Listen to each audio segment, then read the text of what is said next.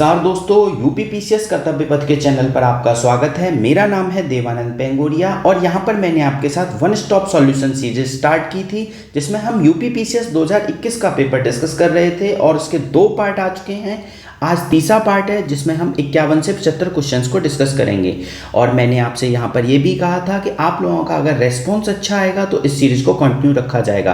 Response का मतलब ये है कि आप लोगों से जो भी क्वेश्चंस पूछे जाएं आपको उनको कमेंट करके जवाब देना है। दूसरा इसका मतलब ये है कि ये इस सीरीज़ को ज़्यादा से ज़्यादा लोगों तक पहुँचाइए, जिससे कि ज़्यादा से ज़्यादा लोग इसका फ़ायदा उठा सकें। क्योंकि मैं ये आपसे कह सकता हूँ कि इस सीरीज़ से क्वेश्चंस आने के चांसेस ज़्यादा हैं। बाकी मैंने आपसे एक और चीज़ कही थी, sharing is caring, very important इस सीरीज़ के लिए, क्योंकि इस तरीके से आपको पेपर एनालाइज करना भी सीखना है। चलिए स्टार्ट करते हैं आज की सीरीज़ को। वन स्टॉप सॉल्यूशन पार्ट 3 है। पार्ट 3 को स्टार्ट करने से पहले मैं आपको एक चीज़ करेक्ट करना चाहता हूँ। पार्ट 2 में मैंने गलती से इस क्वेश्चन नंबर 50 का आंसर थर्ड स्टेज बोल दिया था, जबकि क्वेश्चन नंबर 50 का आंसर सेकंड स्टेज है। मार्क तो सही किया था बट गलत निकल गया था थर्ड स्टेज। तो जिसने भी गलत सुन लिया है वो याद रखना कि सेकंड स्टेज आंसर है, कि अर्बनाइजेशन की 3 स्टेज होती हैं, first stage, second stage, third stage. Second stage को क्या बोलते हैं? एक्सीलरेशन स्टेज बोलते हैं, और थर्ड स्टेज को टर्मिनल स्टेज बोलते हैं। ठीक है, याद रखेंगे, इस चीज़ को करेक्ट कर लेना। चलिए फिर आज का पहला क्वेश्चन स्टार्ट करते हैं। पहला क्वेश्चन क्या है? At which place did Raja Ranjit Singh set up the Adalat e आला? मतलब राजा रंजीत सिंह ने अदालत ए आला की स्थापना कहाँ पर की? तो आप लोगों को पता होगा ये कहाँ पर की थी, लाहौर में की थी। अब राजा रंजीत सिंह से रिलेटेड कुछ इंपॉर्टेंट पॉइंट्स हमें यहाँ पे याद रखने हैं। पहला कि राजा रंजीत सिंह सिख कम्युनिटी से बिलोंग करते थे। अब सिख कम्युनिटी में कई सारे मिसल होते थे, मिसल मतलब सब सेक्ट होते थे। ठीक है, अब राजा रंजीत सिंह किस मिसल से बिलोंग करते थे, ये एग्जाम में कई बार पूछा जाता है। तो मैं याद रखना है सुकर चकिया मिसल। इसका नाम याद कर लेना, अजीबोगरीब आपको लग सकता है बट सिख कम्युनिटी के लिए बहुत नॉर्मल है। तो नाम आपको याद रखना है सुकर चकिया मिसल। ठीक है, सुकर चकिया मिसल, ये इंपॉर्टेंट है, कई एग्जाम में पूछा गया है तो हमें याद रखना है। आगे चलते हैं। राजा रंजीत सिंह को जो बीमारी हुई थी वो थी स्मॉल पॉक्स। क्या थी? Small pox. इस बीमारी की वजह से इनकी एक आंख चली गई थी। ठीक है, तो ये भी पूछा जाता है, स्मॉल पॉक्स बीमारी थी, इनकी एक आंख चली गई थी, हमें ये पता होना चाहिए। अब देखिए, राजा रंजीत सिंह ने एक ट्रीटी साइन की थी अंग्रेजों के साथ। अब यहां पे आपके लिए 2 क्वेश्चंस हैं। किस अंग्रेज के साथ राजा रंजीत सिंह ने ट्रीटी साइन की और उस समय कौन गवर्नर जनरल था? ये दोनों क्वेश्चंस आपको कमेंट करके बताने हैं। चलिए ये मैं बता देता हूं कि किसके साथ ट्रीटी साइन की थी। लॉर्ड मेटकॉफ के साथ राजा रंजीत सिंह ने ट्रीटी साइन की थी। ठीक है, अब आपको ये बताना है कि उस समय गवर्नर जनरल कौन था। ठीक है, अब इस ट्रीटी में, ये उस ट्रीटी को क्या बोलते हैं? ट्रीटी ऑफ अमृतसर, और 1809 के आसपास साइन की गई थी ट्रीटी ऑफ अमृतसर। और इसमें ये एग्रीमेंट हुआ था कि सतलज रिवर के वेस्ट का एरिया राजा रंजीत सिंह के पास रहेगा और ईस्ट का एरिया अंग्रेजों के पास रहेगा।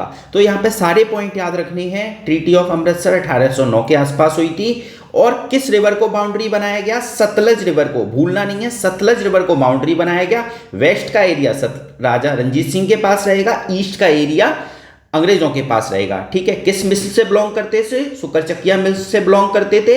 और इनको बीमारी कौन सी हुई थी? Small pox. ठीक है, टोटल मिसल कितने थे ये आपको कमेंट करके आप बताना चाहो तो बता सकते हो, बट उस समय गवर्नर जनरल कौन था ये आपको बताना है। ठीक है, आगे चलते हैं। अगले क्वेश्चन में पूछा गया है कि एसडीजी इंडिया इंडेक्स जो कौन निकालता है? नीति आयोग निकालता है। उसमें कौन सा टॉप 5 में से नहीं है? तो ये करंट अफेयर का क्वेश्चन है। यहां पे हमको क्या करना है कि इस करंट अफेयर के क्वेश्चन से पैटर्न डेवलप करना है। क्या इससे रिलेटेड अभी कोई करंट अफेयर है? क्या कोई इंडेक्स आया है एसडीजी का? हाँ आया है, तो उसके बारे में हमें डिस्कस करना है। ठीक है, तो इसमें क्या पूछा गया है? कौन सा टॉप 5 में नहीं है? तो ये भी चीज हमें याद रखनी है, टॉप 5 भी हमें याद रखने हैं। ठीक है, यहां पे तो आंसर गुजरात हो गया, बट हम एसडीजी इंडिया इंडेक्स के कुछ इंपॉर्टेंट पॉइंट्स को देख लेते हैं। ठीक है, देखिए इस समय जो एसडीजी इंडिया इंडेक्स 2023-24 का आया वो 4th एसडीजी इंडेक्स का कौन निकालता है? नीति आयोग निकालता है। इसमें इंडिया का स्कोर कितना है ओवरऑल 71, याद रखेंगे भूलना नहीं है, 71 स्कोर है। और जो एसडीजी इंडिया इंडेक्स निकाला जाता है वो 4 कैटेगरी में निकाला जाता है। इसका सीक्वेंस हमें याद रखना है, बड़े से छोटे का, क्योंकि आजकल सीक्वेंस पूछने का बहुत ट्रेंड चल गया है यूपीपीसीएस में, तो इसका भी सीक्वेंस हम याद रखेंगे। सबसे पहले याद रखेंगे अचीवर श्रेणी आती है, सबसे बड़ी है, जिसको 100 पॉइंट्स मिलते हैं। फिर उसके बाद आती है फ्रंट रनर। फ्रंट रनर ऐसे स्टेट्स को दिया जाता है टाइटल जिनका 65 से 99 स्कोर है। परफॉर्मर किसको दिया जाता है जिनका 50 से 64 स्कोर है। और एस्पिरेंट किसको दिया जाता है जिसका 0 से 49 स्कोर है। ठीक है, तो ये सीक्वेंस आपको याद रखना है, भूलना नहीं है, achiever, front runner, performer, aspirant, क्योंकि सीक्वेंस भी पूछा जा रहा है, याद रखेंगे। अब देखिए फ्रंट रनर में यूपी आता है, उत्तर प्रदेश, और उत्तर प्रदेश की रैंक क्या है 11th रैंक है। कितनी रैंक है 11th रैंक है। अभी हम फर्स्ट सेकंड थर्ड फोर्थ देखेंगे, बट यहाँ पे यूपी की रैंक याद रखते हैं कि 11th रैंक है और यूपी फ्रंट रनर में आता है, भूलना नहीं है। कई एग्जाम में इस टाइप का क्वेश्चन आ रहा है। 11th रैंक है, फ्रंट रनर है, और यूपी का स्कोर कितना है 67। इंडिया का कितना है 71, यूपी का क्या है 67। और एक चीज यहां पे याद रखनी है कि जो एसडीजी गोल्स हैं, एक एसडीजी 7 गोल्स है, टोटल 17 गोल्स है, उसमें एक गोल है एसडीजी 7 क्या है अफोर्डेबल एंड क्लीन एनर्जी। इसमें अगर मैं बात करूं तो यूपी ने 100 में से 100 पॉइंट्स लेके आया है। तो पूछा जाए कि किस गोल में यूपी 100 में से 100 पॉइंट्स लाया है, तो अफोर्डेबल एंड क्लीन एनर्जी में, भूलना नहीं है। और चारों का सीक्वेंस याद रखेंगे। यूपी का स्कोर 67, रैंक 11। अब बात करते हैं फर्स्ट रैंक किसकी आई है, उत्तराखंड की और केरल, दोनों फर्स्ट रैंक पे हैं, याद रखेंगे उत्तराखंड और केरल। इस साल हो सकता है क्वेश्चन आ जाए कि एसडीजी इंडिया इंडेक्स 2023-24 में कौन सा फर्स्ट रैंक पे है, तो आप केवल एक टिक मार के आ जाओगे, और उस ऑप्शन में होगा UK, Kerala, both, none of these, तो आपको बोथ मार के आना है। ठीक है, यूके और केरल दोनों है। उसके बाद क्या है, तमिलनाडु है, फिर गोवा है, फिर हिमाचल प्रदेश है। तो यूके केरल फर्स्ट हो गए, थर्ड नंबर पे, सेकंड कोई रैंक नहीं रहेगी, फिर तमिलनाडु थर्ड हो गया, गोवा से फोर्थ हो गया, हिमाचल प्रदेश फिफ्थ हो गया। याद रखेंगे, भूलना नहीं है। देखिए मैं आपको कई बार बता चुका हूं, जब कोई चीज याद नहीं हो रही हो और मैप बेस्ड क्वेश्चन हो तो आपको क्या करना है, मैप बना लेना है। यूके केरल आपको याद रखना है, यूके और केरल के आगे फर्स्ट लिख दीजिए, सेकंड लिख दीजिए तमिलनाडु के, थर्ड लिख दीजिए तमिलनाडु के पास, गोवा के पास लिख दीजिए फोर्थ, और हिमाचल प्रदेश के पास लिख दीजिए फिफ्थ। अब आपके दिमाग में पिक्चर मेमोरी बन गई। यूके और केरल फर्स्ट है, सेकंड हमारा, थर्ड कौन सा था तमिलनाडु, फोर्थ क्या था गोवा, और फिफ्थ क्या था हिमाचल प्रदेश। अब ये पिक्चर मेमोरी आपके एग्जाम में बहुत काम में आएगी, तो कोशिश करना है इस तरह से पढ़ना है आपको। ठीक है, अगर यूटी में बात करूं तो चंडीगढ़ फर्स्ट है। ठीक है, यहीं पे चंडीगढ़ भी अपना हो गया यूटी में फर्स्ट। बॉटम में क्या है, बिहार है, बिहार का स्कोर क्या है 57। बिहार का जो भी एग्जाम देने जाएंगे वो याद रखेंगे, बिहार का स्कोर क्या है 57। ठीक है, अब ये बात करते हैं सबसे ज्यादा गेन किन स्टेट को हुआ, तो यूपी, जम्मू कश्मीर, यूके और सिक्किम। यूके मतलब उत्तराखंड। तो हमें गेन भी याद रखना है, ये पूछ लेंगे किसको सबसे, इनमें से कौन किस किस को गेन सबसे ज्यादा हुआ और कौन सा नहीं है। तो हमें इस तरीके से क्वेश्चंस के पैटर्न को डेवलप करना है। UP, Jammu Kashmir, UK, Sikkim, UK Uttarakhand की बात हो रही है। ठीक है, सबसे ज्यादा गेन हुआ, चारों कैटेगरी में आपको बता ही चुका हूं। तो हमारा एसडीजी इंडिया इंडेक्स कंप्लीट होता है। आगे चलते हैं अगले क्वेश्चन पे। Question number 52। क्वेश्चन नंबर 52 क्या कह रहा है, सॉरी 53 क्या कह रहा है कि सुकोत्रा द्वीप के बारे में कौन सा सही है।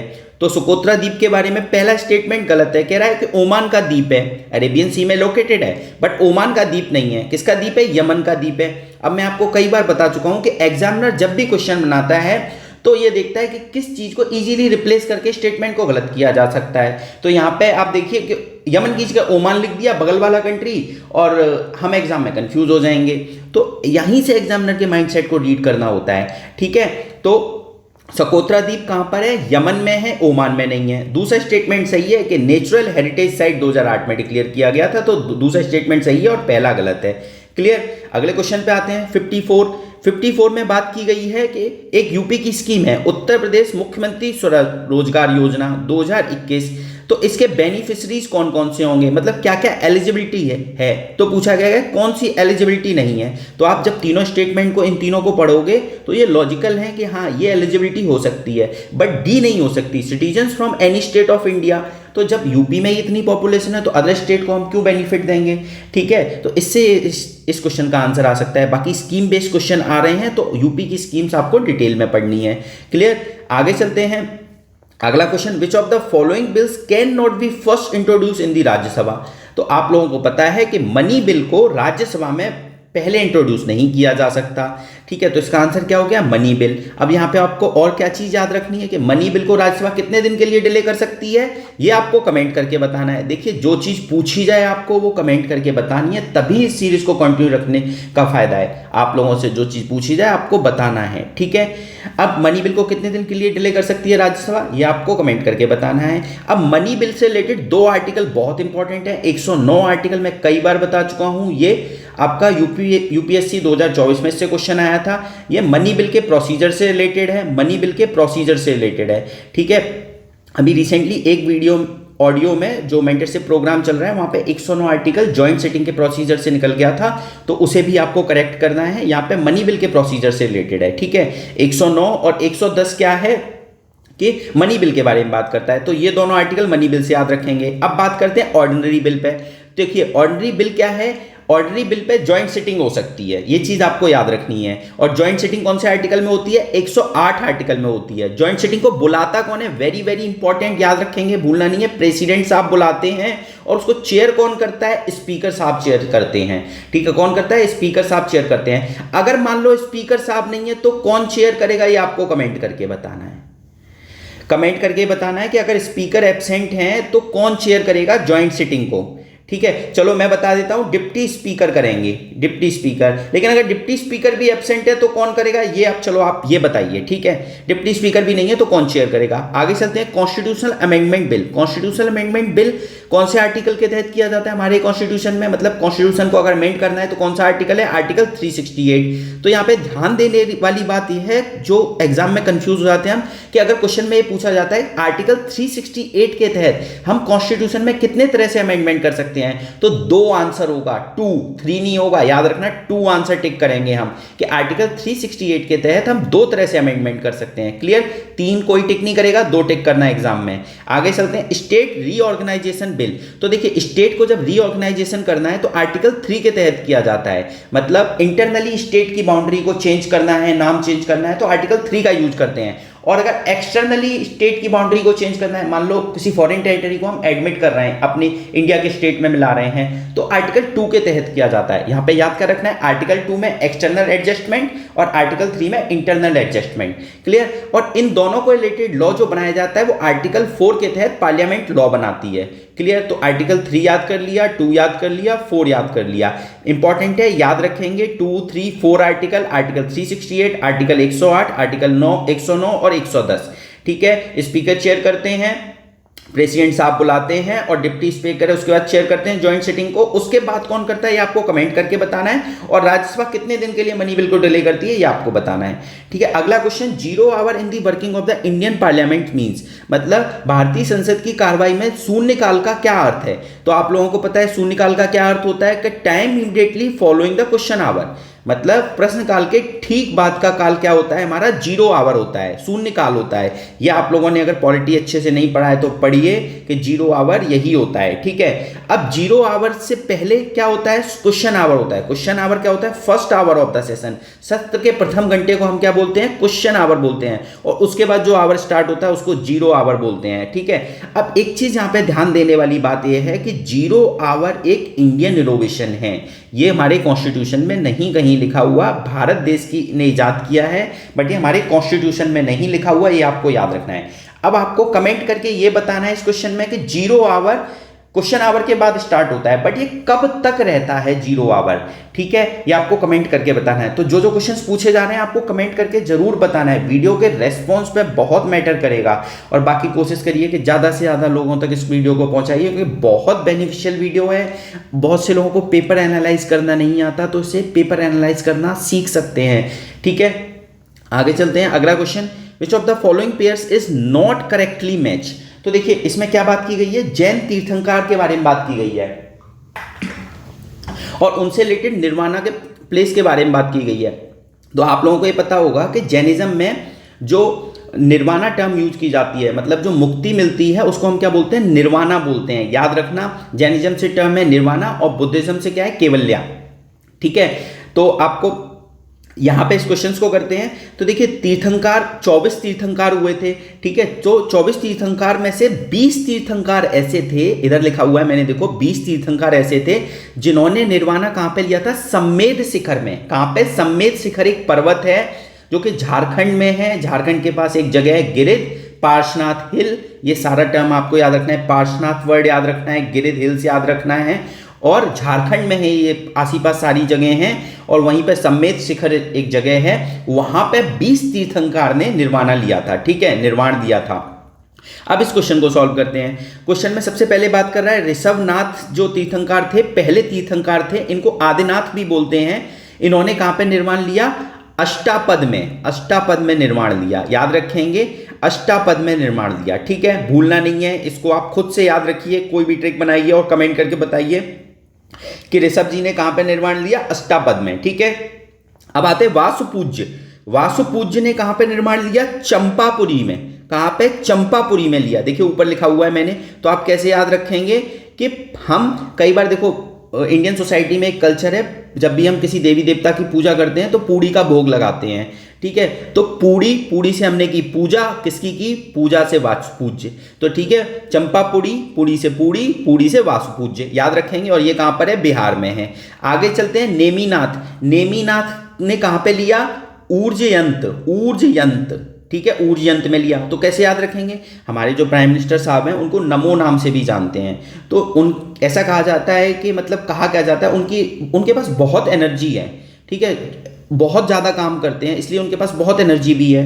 तो नमो से ऊर्जा, इतनी एनर्जी होने के साथ साथ वो इतना काम करते हैं, तो हमें याद रखना है नमो से ऊर्जा, ठीक है, नमो ऊर्जा। अब महावीर का पावापुरी, ये याद रहता है अधिकतर, तो महावीर का पावापुरी, नमो से हमने मोदी जी से याद किया, उनके पास ऊर्जा बहुत है, ऊर्जयंता। और ऋषभनाथ का अष्टपद मैंने आप लोगों से कहा है कि आप बताइए कि इसको कैसे याद रखा जाए। वासुपूज्य का मैं आपको बता चुका हूँ, चंपापुरी, पूड़ी से लगाते हैं, पूड़ी का भोग लगाते हैं और पूजा करते हैं, क्लियर। एक और चीज़ आपको बता दूं, मैंने लूसेंट की टेबल्स एंड ट्रिक्स सीरीज में जैनिज्म में आप लोगों को ये बताया था कि तीर्थंकार का मतलब कौन सा सिंबल कौन से तीर्थंकार से रिलेटेड है। पूरा 24 तीर्थंकार को मैंने याद कराया था ट्रिक के माध्यम से। आपने अगर उस वीडियो को नहीं देखा है तो देख लीजिए, एग्जाम में उससे भी क्वेश्चन आया हुआ है और रिपीट हो सकता है, ठीक है। आगे चलते हैं। Which of the following has been appointed as a first women treasury secretary in the United State. देखिए करंट अफेयर का क्वेश्चन है, पूछ रहा है कि प्रथम महिला ट्रेजरी सेक्रेटरी यूएसए में कौन नियुक्त की गई। तो देखिए ये क्या आंसर है, मैटर ही नहीं करता, बट यहाँ पे आपको क्या करना है, यहाँ पैटर्न देखना है कि क्या इससे रिलेटेड इस समय 2024 में कोई करंट अफेयर चल रहा है। हाँ भाई बिल्कुल चल रहा है, आपको पता होना चाहिए। यूनाइटेड किंगडम में जो नए प्राइम मिनिस्टर बने हैं उन्होंने अपनी फर्स्ट फीमेल फाइनेंस मिनिस्टर बनाई है। यूनाइटेड किंगडम में अभी तक कोई फीमेल फाइनेंस मिनिस्टर हुई नहीं थी। कौन बनी है? रचेल रीव्स, याद रखना, भूलना नहीं है, वेरी वेरी ट्रिपल स्टार करके याद रखिए, Rachel Reeves first female finance minister of United kingdom.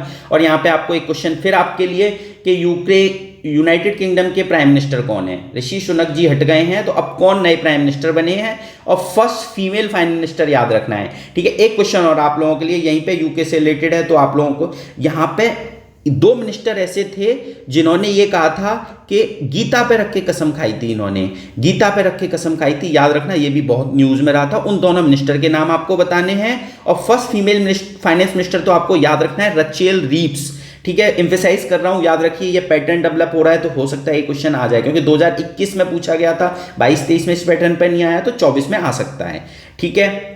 आगे चलते हैं। हमें क्रोनोलॉजिकल ऑर्डर में अरेंज करना है, व्यवस्थित करना है कालक्रम में, तो इसको कैसे करेंगे। देखिए इस क्वेश्चन में बहुत सारे केसेस हैं जो आपको याद रखने हैं। अब देखिए हम पहले केसेस इंपॉर्टेंट इस वाली क्वेश्चन के थ्रू याद कर लेते हैं। तो देखिए गोलकनाथ केस सबसे पहले हमको कौन सा याद रखना है, गोलकनाथ केस कब हुआ था, 1967 में, इंपॉर्टेंट है। अब इसी गोलकनाथ से एक सिमिलर केस मिलता हुआ है A.K. गोपालन केस। देखिए मैंने सबसे ऊपर लिखा है A.K. गोपालन केस, ये 1950 में हुआ था, याद रखेंगे। तो एग्जाम में अगर गोलकनाथ और गोपालन एक साथ दे देगा तो आप कंफ्यूज हो सकते हो, तो A.K. गोपालन पहले हुआ, उसके बाद गोलकनाथ हुआ 1967 में, ठीक है। इसके बाद बात करते हैं Kesavananda Bharati case 1973, basic structure से रिलेटेड है, सबको याद रहता है। 24th कॉन्स्टिट्यूशन अमेंडमेंट एक्ट 1971 याद रखेंगे, और 42nd कॉन्स्टिट्यूशन अमेंडमेंट एक्ट 1976। ठीक है, ये तो आप लोगों ने याद कर लिए। अब इसके अलावा कुछ इंपॉर्टेंट केसेस हैं, वो भी देख लेते हैं। देखिए, शंकरी प्रसाद केस 1951 इंपॉर्टेंट है, याद रखेंगे। ईयर के साथ केसेस याद रखने हैं, मैंने आपसे कहा ईयर के साथ याद रखेंगे तभी फायदा होगा। मिनरवा मिल केस 1980, ठीक है। उसके बाद बात करते हैं सज्जन सिंह केस 1965। इसको जब भी आप इस वीडियो को सुन रहे हो तो खुद से नोट्स बना के ना सीक्वेंस में लिख लेना। मैं आपको हो सकता है सीक्वेंस में नहीं बता रहा हूं, बट ईयर बता रहा हूं, तो खुद से सीक्वेंस में लिख लेना। सज्जन सिंह केस क्या है, 1965 का। बाकी अगर आपको इसकी सीक्वेंस में ऑडियो चाहिए तो आप टेलीग्राम से कनेक्ट करिए, आपको टेलीग्राम पर वो ऑडियो दे दी जाएगी, ठीक है। और MC मेहता केस 1986 हमने 4 देखे, AK Gopalan case, Shankari Prasad case और Minerva mill case, Sajjan Singh case, MC Mehta case. इसके बाद देखा हमने Kihoto Hollohan case. Kihoto Hollohan case anti defection से रिलेटेड है कि एंटी डिफेक्शन पे स्पीकर जो डिसीजन लेगा उस पर जुडिशियल रिव्यू हो सकता है। 1992 का है। IR कोहेलो केस 2007 का है। इसमें ये कहा गया था बेसिक स्ट्रक्चर की जो डॉक्ट्राइन है वो बिल्कुल सही है। तो क्योतो होलान केस आप लोगों को हो सकता है नया मिला हो, 1992। IR कोहेलो केस 2007, इसके ईयर भी याद रखेंगे, ठीक है। आगे चलते हैं सायरा। अब देखिए ये दो केस और इंपॉर्टेंट है। क्यों इंपॉर्टेंट है आप समझिए, यूसीसी बहुत न्यूज में है। तो सबसे पहले आप लोगों के लिए फिर एक क्वेश्चन कि यूसीसी की फुल फॉर्म क्या है, यूनिफॉर्म सिविल कोड के यूनियन सिविल कोड। ये आपको कमेंट करके बताना है कि इन दोनों में से कौन सी यूसीसी की फुल फॉर्म है, ठीक है। और पहला स्टेट कौन सा है इंडिपेंडेंट इंडिया का जिसने यूसीसी को इंप्लीमेंट किया है, तो उत्तराखंड है, ठीक है। अब इससे रिलेटेड जो केसेस हैं वो इंपॉर्टेंट है, तो 2 केसेस आप याद कर लीजिए। पहला है साहा बानो केस 1985 का और सायरा बानो केस 2017 का। ये दोनों ईयर भी याद रखेंगे और केसेस के नाम भी। साहा बानो पहले हुआ, फिर उसके बाद सायरा बानो, ठीक है। आगे चलते हैं, तो इसका आप आंसर देख लेना, आंसर बी हो जाएगा। इस ईयर के अकॉर्डिंग आप जब अरेंज करोगे तो बी आंसर आपको मिलेगा, ठीक है। अगले क्वेश्चन पे चलते हैं। देखिए इसका आंसर बी नहीं होना चाहिए, बी की जगह मुझे ए होना चाहिए। एक बार चेक कर लेना, इसके पैटर्न के अकॉर्डिंग अरेंज कर लेना, ठीक है। आगे चलते हैं। क्वेश्चन पूछा गया करंट अफेयर का कि which of the following newspaper won the Pulitzer prize in the prestigious public service category. तो आपको क्या याद रखना है कि पुलित्ज़र जो प्राइज है वो पब्लिक सर्विस कैटेगरी में किसको दिया गया, डजेंट मैटर किसको दिया गया, करंट अफेयर का क्वेश्चन है। बट यहीं से पैटर्न बना लेना है, क्या इस साल भी इससे रिलेटेड कुछ करंट अफेयर का है। तो मैंने आपको इंटरनेशनल अवार्ड की वीडियो में याद कराया है, एक एक पॉइंट याद कराया है पुलित्ज़र प्राइज का, कि आप सारा याद रखिए क्योंकि एग्जाम में क्वेश्चन आ चुका है तो फ्यूचर में भी आ सकता है। तो पब्लिक सर्विस कैटेगरी में किसको दिया गया, प्रो पब्लिका को। किसको, प्रो पब्लिका को। और अगर मैं बात करूं उसमें और भी कैटेगरी होती है, जर्नलिज्म के फील्ड में, आर्ट, इन सब के फील्ड में दिया जाता है। तो इंटरनेशनल रिपोर्टिंग के लिए किसको दिया गया, नेशनल रिपोर्टिंग के लिए। अगर आप इस वीडियो को सुन रहे हैं और आपने अगर इंटरनेशनल अवार्ड की वीडियो सुनी है जो मैंने घटना सार की बनाई है, उसमें आपको मैंने बताया था कि अगर इंटरनेशनल रिपोर्टिंग आए तो आपको क्या टिक करना है, न्यूयॉर्क टाइम्स। नेशनल रिपोर्टिंग आए तो वाशिंगटन पोस्ट क्लिक करना है। याद कैसे रखेंगे कि नेशनल रिपोर्टिंग में एन आ रहा है तो न्यूयॉर्क में एन आ रहा है, तो एन के साथ एन नहीं होगा, इंटरनेशनल रिपोर्टिंग में एन होगा। तो इंटरनेशनल रिपोर्टिंग न्यूयॉर्क टाइम्स को, नेशनल रिपोर्टिंग के लिए वाशिंगटन पोस्ट को। याद रखेंगे, भूलना नहीं है, इस तरह से हमें पढ़ना है, ठीक है। अगला क्वेश्चन है which of the following is the largest lagoon lake situated on the east coast of India. तो सब ईस्ट कोस्ट ऑफ इंडिया पे क्या है, चिल्का लेक है, ठीक है। और चिल्का लेक पे कौन सा आइलैंड है, अब्दुल कलाम आइलैंड है। याद रखेंगे सबसे बड़ी ईस्ट कोस्ट पे लार्जेस्ट लगून लेक कौन सी है, चिल्का लेक है। और चिल्का लेक के पास कौन सा है, अब्दुल कलाम आइलैंड है, ठीक है। आगे चलते हैं, इस क्वेश्चन में और भी देख लेते हैं। जैसे पुलकट लेक है, तो पुलकट लेक के बारे में हमें पता होना चाहिए, यूपीएससी क्वेश्चन पूछ चुका है कि ये कहां पर लोकेटेड है। तो आपको पता होना चाहिए 90% से ज्यादा आंध्र प्रदेश में है और उसका 10% भाग तमिलनाडु में है, याद रखेंगे। उसके बाद कोलेरू लेक, कोलेरू लेक कहां पे है, गोदावरी और कृष्णा रिवर के बेसिन में है और आंध्र प्रदेश में ये पड़ती है। गोदावरी और कृष्णा रिवर के बेसिन के बीच में है, डायरेक्टली गोदावरी रिवर इसको फीड नहीं करती ना कृष्णा रिवर इसको फीड करती, बट इस बेसिन के बीच में है, ये याद रखेंगे, ठीक है। और आंध्र प्रदेश में है। अब आगे किलीवेली लेक, ये तमिलनाडु में है, तो याद रखेंगे इतना सारा। एक और चीज याद रख लीजिए, चिल्का लेक के पास एक आइलैंड है नालाबाना आइलैंड, NALABANA, ये बर्ड सेंचुरी है। तो नालाबाना बर्ड सेंचुरी कहां पे है, चिल्का लेक के पास है, याद रखेंगे, ठीक है। आगे चलते हैं 62। अब देखिए क्वेश्चन में क्या पूछा गया, एक्सरसाइज कटलेस एक्सप्रेस 2021, ठीक है। ये नेवल एक्सरसाइज है और देखिए फिर ये करंट अफेयर का क्वेश्चन है, तो इसका क्या आंसर होगा, डजेंट मैटर। हमें फिर क्वेश्चन क्या करना है कि इस साल क्या कुछ हुआ इससे रिलेटेड। तो देखते हैं कि 2024 में हाँ भाई एक्सरसाइज हुई, एक्सरसाइज कटलास एक्सप्रेस, तो उसमें कितने कंट्रीज ने पार्टिसिपेट किया,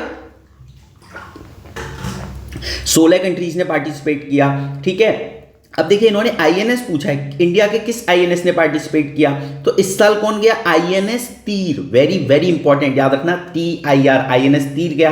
और फेब मार्च में ये एक्सरसाइज होती है और कहां पे हुई, पोर्ट विक्टोरिया में हुई। अब पोर्ट विक्टोरिया कहां पर है ये आपको कमेंट करके बताना है, इंडियन ओशन का एक आइलैंड है वहां पर है पोर्ट विक्टोरिया, और आपको कमेंट करके बताना है ये कहां पर हुई। ठीक है, कमेंट के आंसर जरूर देना, तभी इस सीरीज को कंटिन्यू रखूंगा। ठीक है, आगे चलते हैं।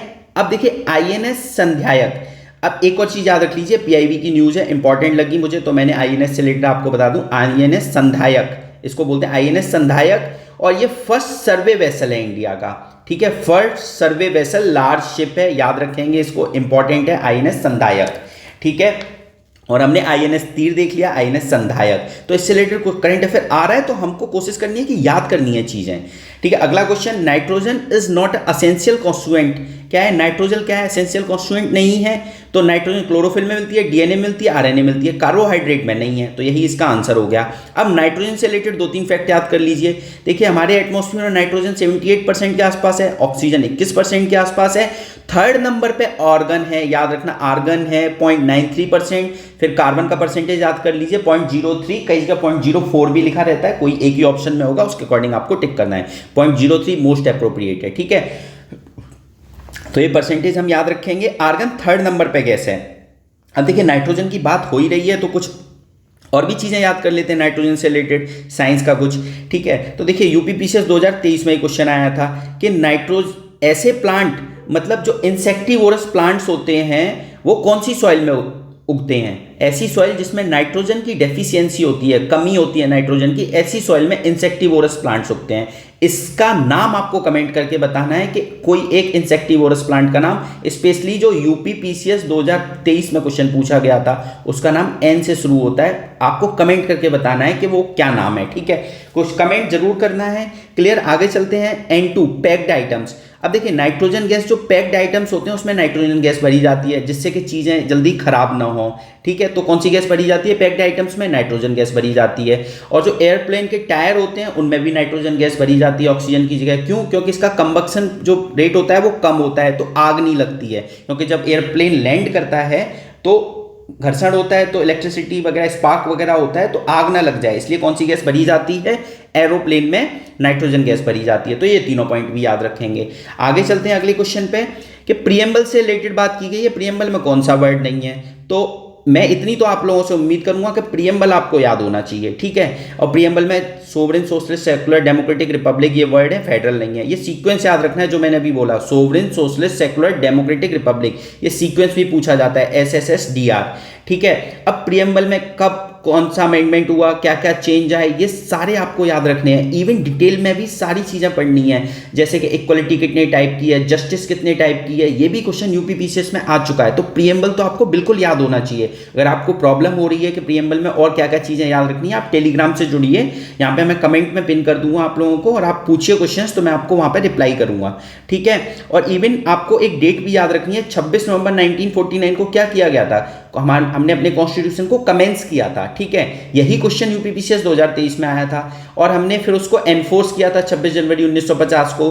तो हमको ये याद रखना है, यहाँ पे एक क्वेश्चन आप लोगों के लिए कि 26 जनवरी 1949 को ऐसे कौन से प्रोविजन थे कॉन्स्टिट्यूशन के जिनको हमने लागू कर दिया था, और होल कॉन्स्टिट्यूशन को 26 जनवरी 1950 को लागू किया था। तो 26 जनवरी 1949 को कौन कौन से प्रोविजंस थे जिनको हमने लागू किया था, ये आपको कमेंट करके बताना है।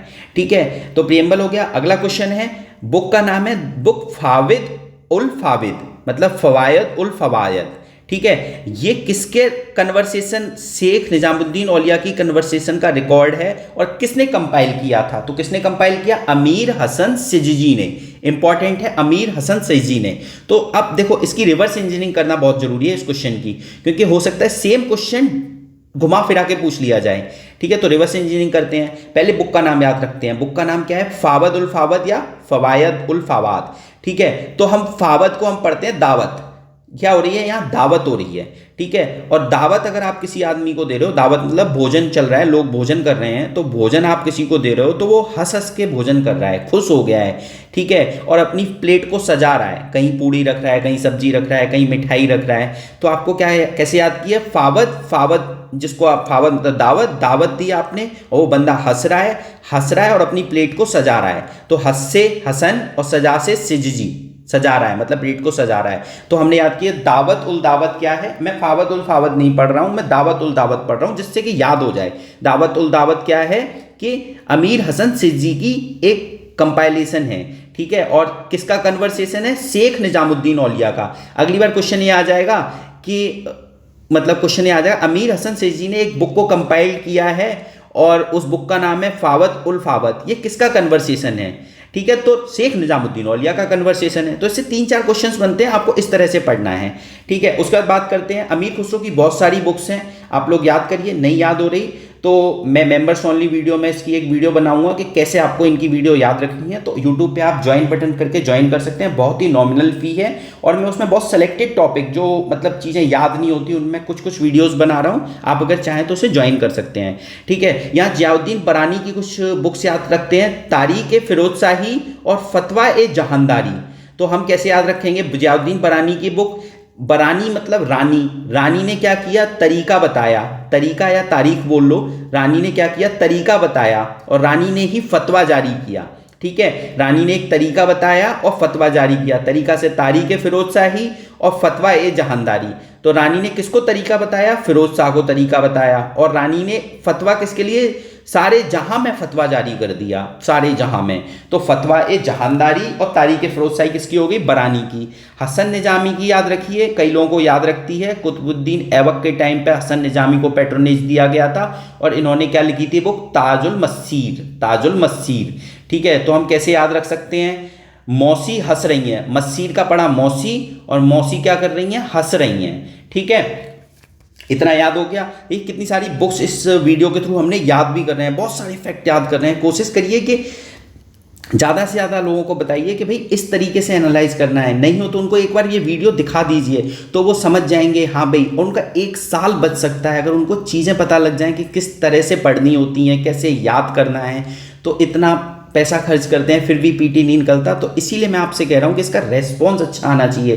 कोशिश करिए ज़्यादा से ज़्यादा लोगों को भेजिए, जिससे कि वो लोग बहुत सारी चीज़ें सीख पाएँ, और उससे वो खुद एम्पावर्ड फील करेंगे धीरे धीरे करके कि हाँ जी, हम भी चीज़ें कर सकते हैं, खुद से एनालाइज कर सकते हैं, ठीक है। अगले क्वेश्चन पे चलते हैं। Which of the following environmental protection act की बात की गई है। एनवायरमेंटल प्रोटेक्शन एक्ट कब पास किया गया, सबको याद रहता है, याद करिए 1986। यहीं पे आप लोगों को एक चीज़ याद रखनी है कि 1992 में प्रोजेक्ट एलिफेंट आया था, और 1982 भी इंपॉर्टेंट है। इंडिया ने क्या किया था 1982 को, रामसार साइट को ज्वाइन किया था। रामसार जो कन्वेंशन है वो 1982 1 फरवरी 1982 को ज्वाइन किया था। अब रामसार सिटी कहाँ पर है ये आपको बताना है, और टोटल इंडिया में कितनी रामसार साइट्स हो गई हैं, ठीक है। अगले क्वेश्चन पे चलते हैं। Which of the following is not a major factor of economic growth. तो आप लोगों को पता होगा इकोनॉमिक ग्रोथ के लिए क्या मेजर फैक्टर होगा, कि आपके पास पैसा होना चाहिए, मतलब कैपिटल होनी चाहिए, डिमांड होनी चाहिए, और स्किल होनी चाहिए। तो कैपिटल पहले में बात की गई है, डिमांड कौन करेगा, पॉपुलेशन करेगी। उसका थर्ड में स्किल की बात की गई है, स्पेशलाइज एक्टिविटीज होनी चाहिए लेबर के पास।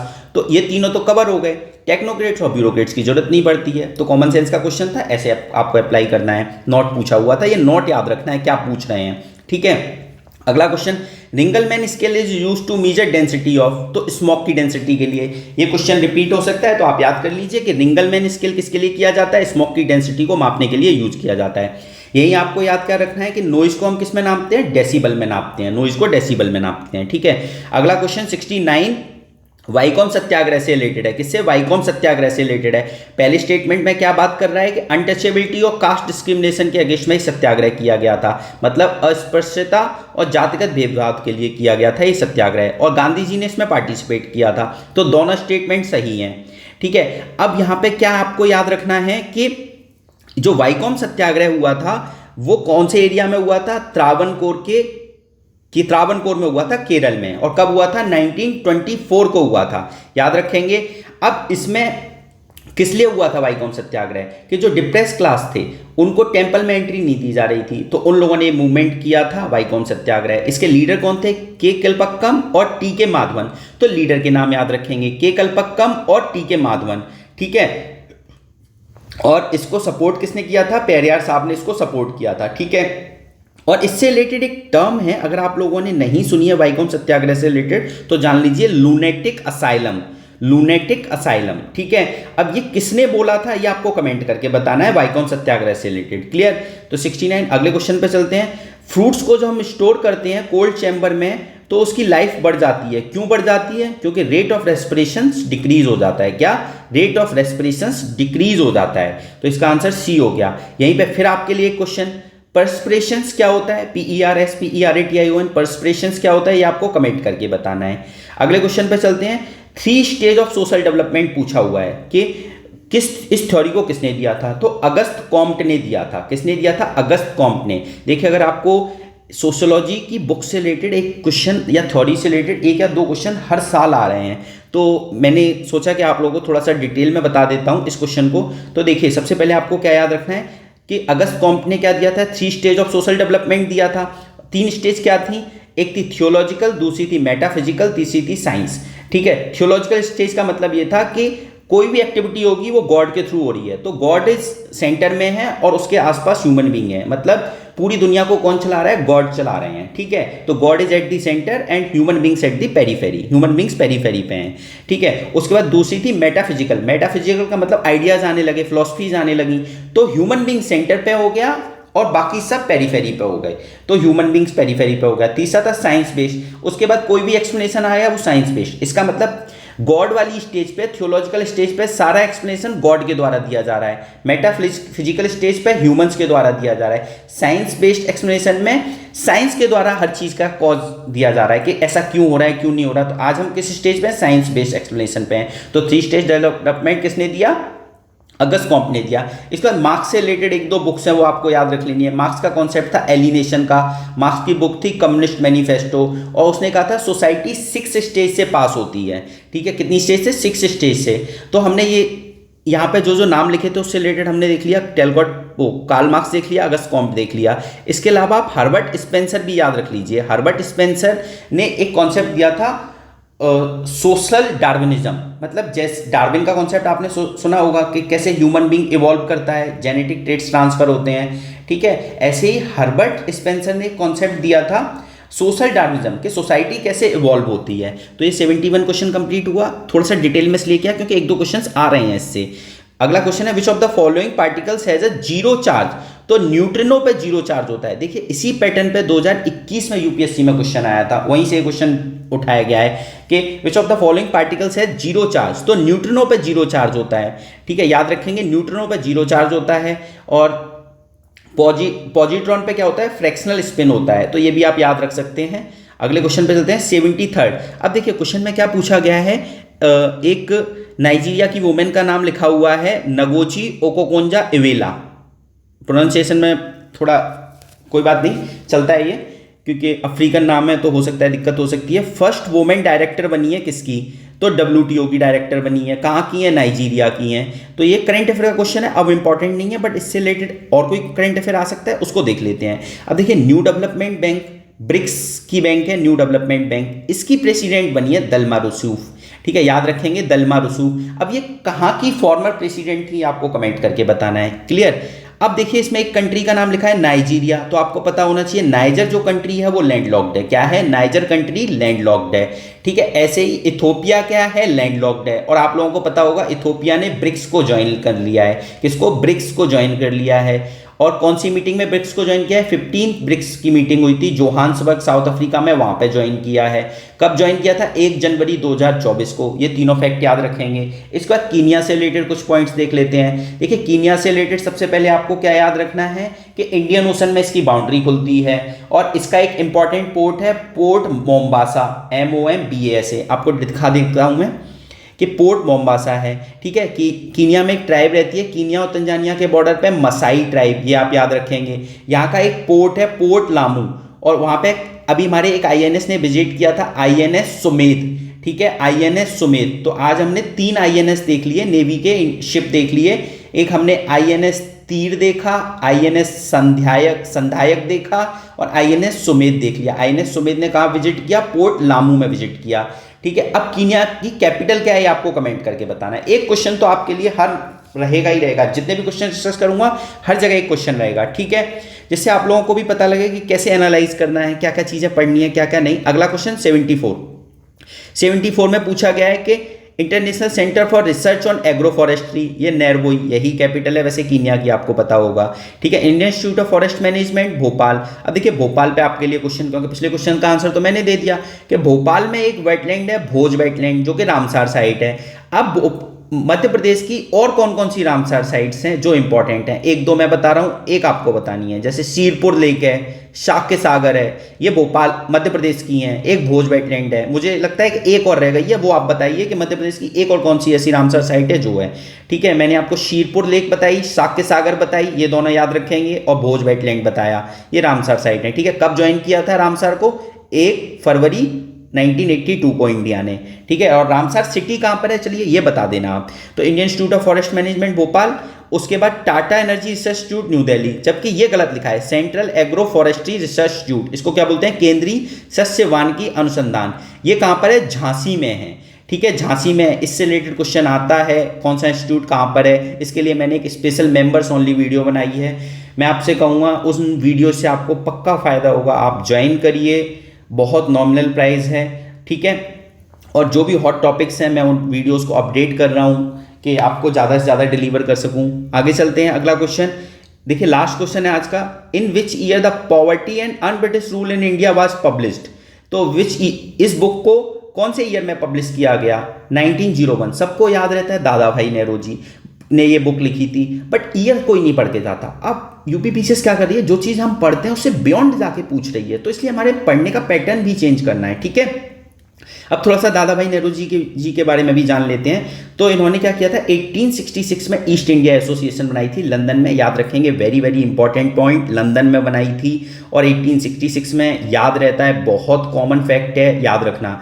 ठीक है, इसके अलावा इन्होंने एक गुजराती न्यूज़पेपर लिखा था, रस्त गोफ्तार, तो गुजराती था, गुजराती लैंग्वेज में था, ये याद रखेंगे। ठीक है, और इसको क्या बोलते थे? और ट्रुथ टेलर, क्या बोलते थे? ट्रुथ टेलर बोलते थे इसको। ठीक है, अब इसमें एक चीज आपको याद रखनी है, इनको grand old man of India के नाम से जाना जाता था, और ये इंडिया के अनऑफिशियल एम्बेसडर थे, ऐसा भी इनको कहा जाता था। Grand old man of India, unofficial ambassador of India, और ये फर्स्ट एमपी थे जो ब्रिटिश पार्लियामेंट में इलेक्ट हुए थे, और किस पार्टी से? लिबरल पार्टी से। ठीक है, इतना सब याद रखेंगे। तो 75 क्वेश्चन हमने डिटेल में कर लिया है। तो आज की वीडियो में इतना काफ़ी है, बट आप लोगों से बस एक ही रिक्वेस्ट है कि इस वीडियो को ज़्यादा से ज़्यादा लोगों तक पहुंचाइए, जिससे कि लोग फ़ायदा उठाएं इसका, और पेपर एनालाइज करना सीखें, जिससे उनका जो 1 साल है वो ख़राब होने से बच जाएगा। उनको ये पता लग जाएगा कि करंट अफेयर को कैसे पढ़ना है, पेपर को कैसे एनालाइज करना है, स्टैटिक पार्ट को कैसे करना है। ठीक है, तो आप लोगों से रिक्वेस्ट है, ज़्यादा से ज़्यादा लोगों तक शेयर करिए। चलिए, थैंक यू सो मच।